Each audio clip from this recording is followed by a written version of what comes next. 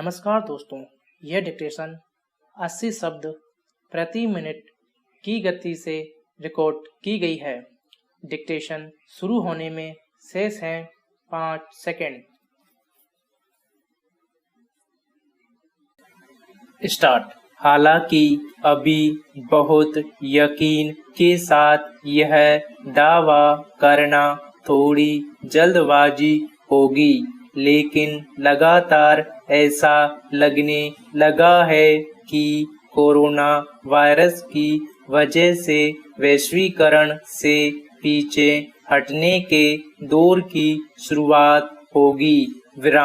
ऐसे संकेत बढ़ते जा रहे हैं कि दुनिया महामारी के आने से पहले की तुलना में अब तटस्थतावाद और संरक्षणवाद यानी केवल खुद की सुरक्षा की फिक्र अपनाने को लेकर कहीं ज्यादा उत्साहित है।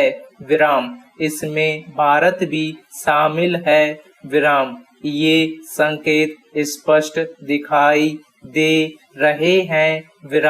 इस वैश्विक महामारी ने कई लोगों के लिए 3 चीजें स्पष्ट कर दी हैं।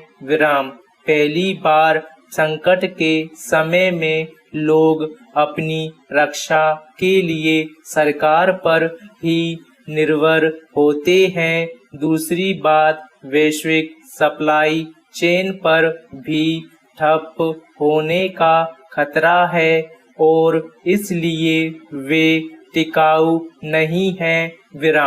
तीसरी बात, आवश्यक सामग्रियों के लिए विदेशों पर निर्भर होना खतरनाक साबित हो सकता है।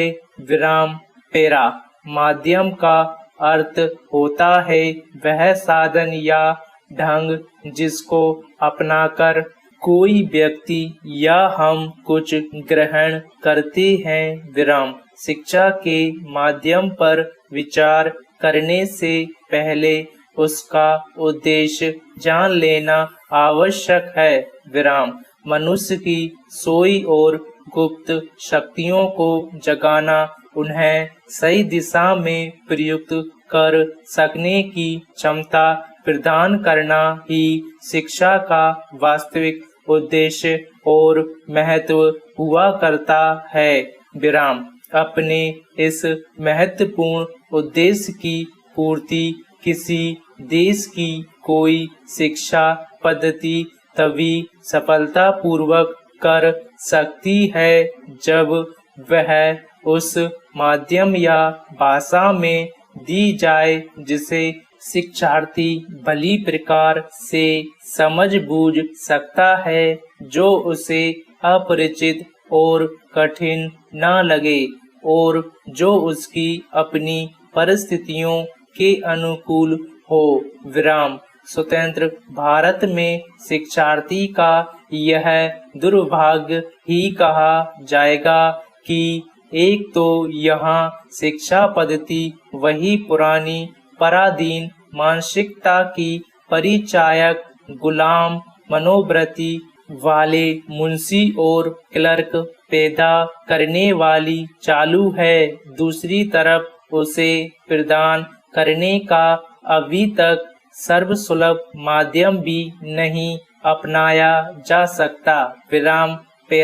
भीष्म साहनी को हिंदी साहित्य में प्रेमचंद की परंपरा का अग्रणी लेखक माना जाता है। वे मानवीय मूल्यों के लिए हिमायती रहे और उन्होंने विचारधारा को अपने ऊपर कभी हावी नहीं होने दिया। वामपंथी विचारधारा के साथ जुड़े होने के साथ साथ वे मानवीय मूल्यों को कभी आँखों से ओझल नहीं करते थे। आपाधापी और उठापटक के युग में भीष्म साहनी का व्यक्तित्व बिल्कुल अलग था। भीष्म साहनी हिंदी फिल्मों के जाने माने अभिनेता बलराम साहनी के छोटे भाई थे विराम पेरा।